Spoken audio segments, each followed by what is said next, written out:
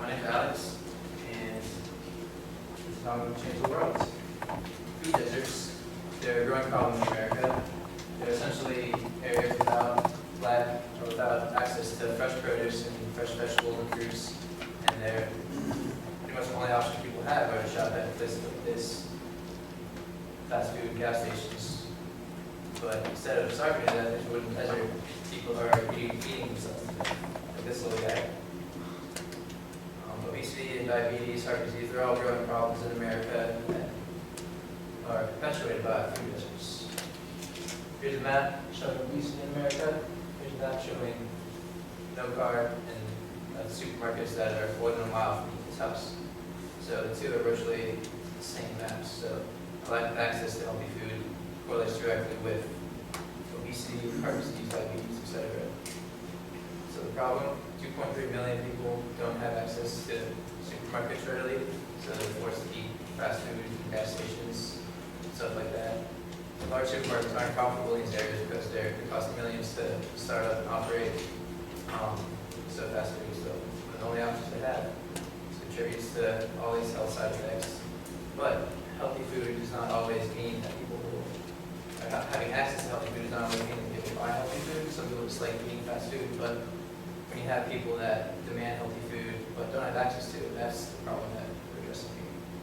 The government's stepping up to try to solve this. Michelle Obama dancing around with their Let's Move campaign.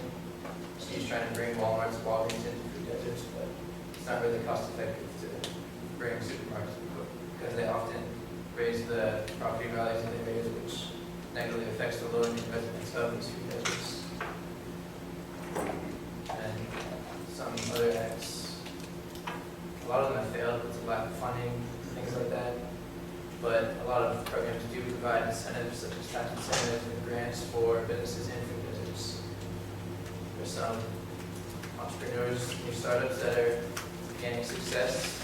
They have a semi, bus, shipping containers, selling groceries, and then New York City green carts. Basically, notice the theme here is decentralization from the sandwich company. They're mobile, they're smaller, they're efficient, easy to operate. With that, would be my solution. Urban tree. What's an urban tree? Urban tree is just like the regular tree. Actually, it does the same things for the city as a normal tree would do for its environment. It provides food for people, provides shade, gathering place. It's aesthetically pleasant, converts sunlight to energy, and it's adaptable to depending on the city that's placed in. But I didn't call it a vending machine, even though that's essentially what it is. Produce vending machine, but it looks like a life machine. It has produce available 24/7 because the vending machine is automatic. It can become a distribution point for local farmers. So a lot of farmers, they prefer selling at farmers markets, but that is also obviously very time consuming for them. But they're able to get a high percentage of their food because direct sales. Wholesale often takes 50% of the farmer's dollar for each food dollar that they sell. This would allow them to earn a much higher profit on their food. But vending machines don't have to be outsourced. This can serve multiple functions, and the idea is to integrate this into the public infrastructure. So it can become things like bus stops, or like a public promenade, or little interventions around the city. So it's not an isolated like a typical vending machine would be. It's made up of, this is one design configuration that I came up with. It would change depending on the city. It has a single module that you could add four of them together and create a circular one, a square one. I have one lining the sidewalk in linear form. So it really become a public commodity rather than typical vending machine. So why is this better? They don't require a building like a supermarket would. They can go there 24/7. They don't require permanent employees.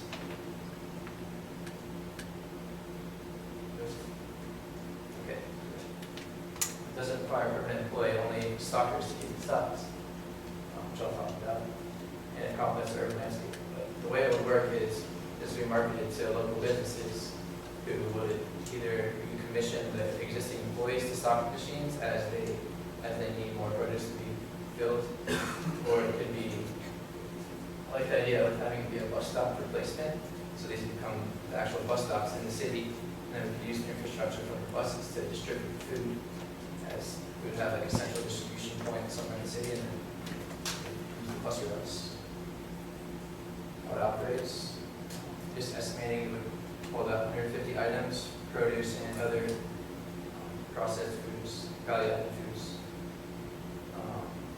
It would accept all forms of payment, as many as possible, and the machine would keep track of inventory by the weight, so it would be able to tell as people pull food out from it exactly what's being removed based on the weight.